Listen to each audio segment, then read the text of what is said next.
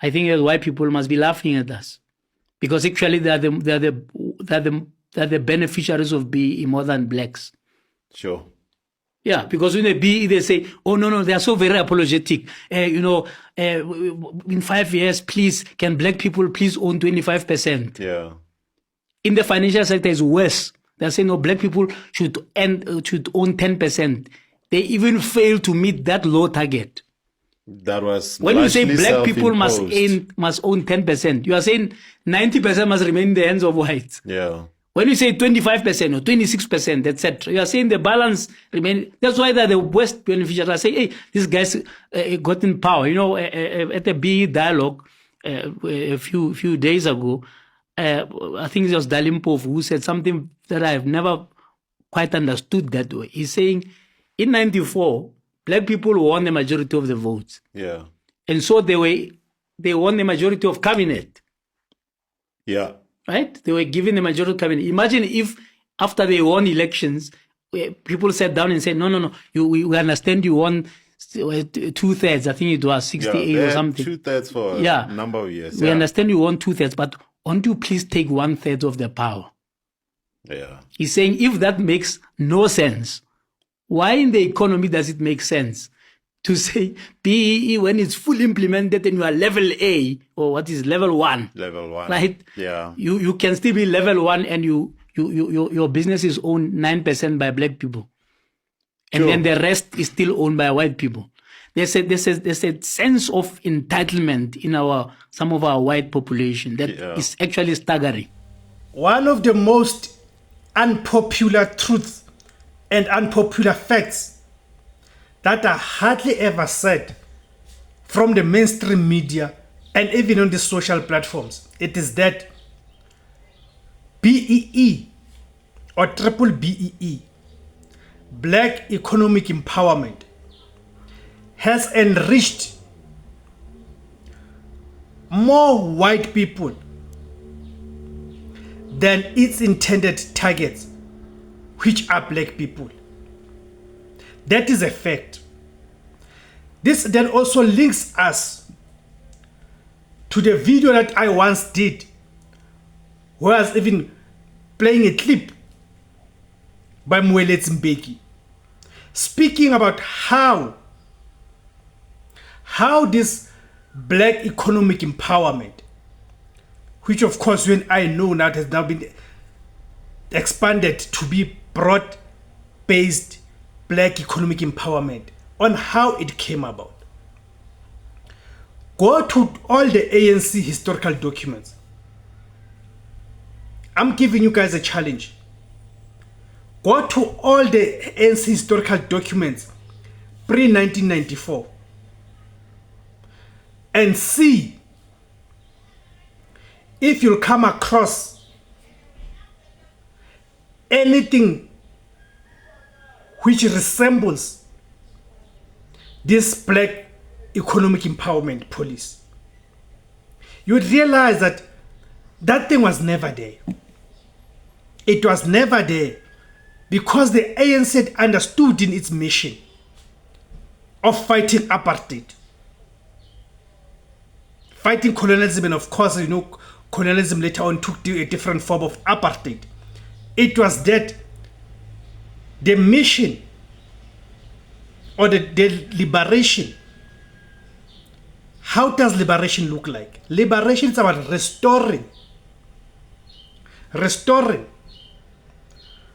to the natives. And who are the natives? The natives are black people.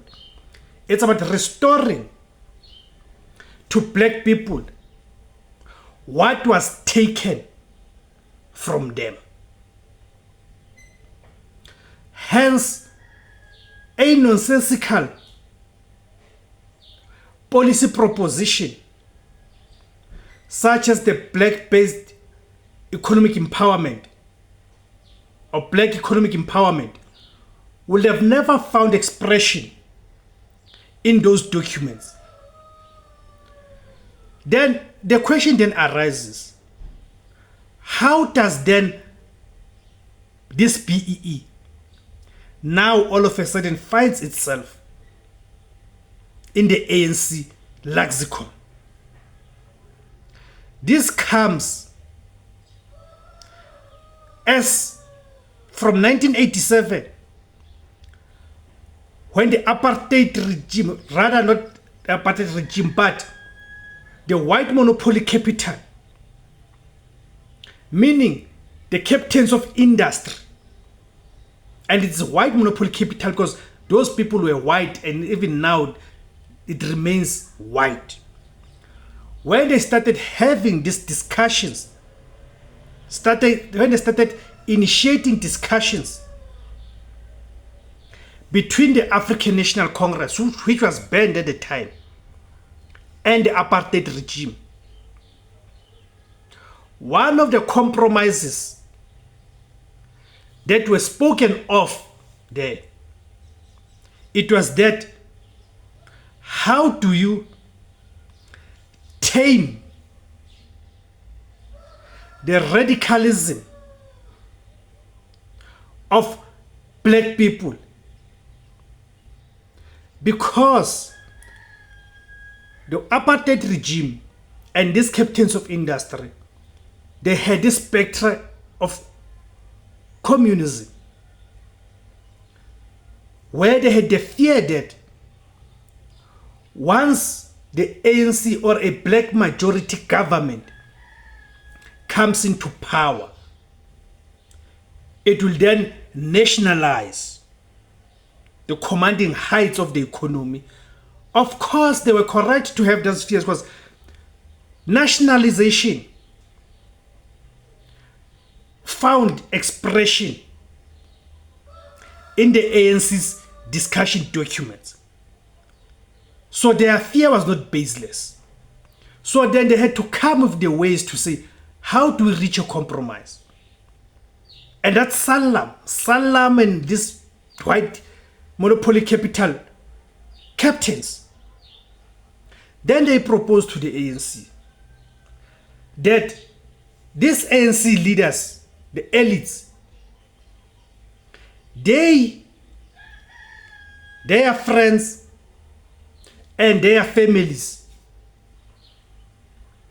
will never know hunger, because as part of taming the radicalism of black people is to propose this black economic empowerment, where you say, instead of transforming the industry, instead of taking from the whites and putting the hands of the black dominated state, but you're going to give a certain percentage, not to the community, but to certain black leaders. That's how the Ramaphosas came to be. They are the beneficiaries of that black economic empowerment.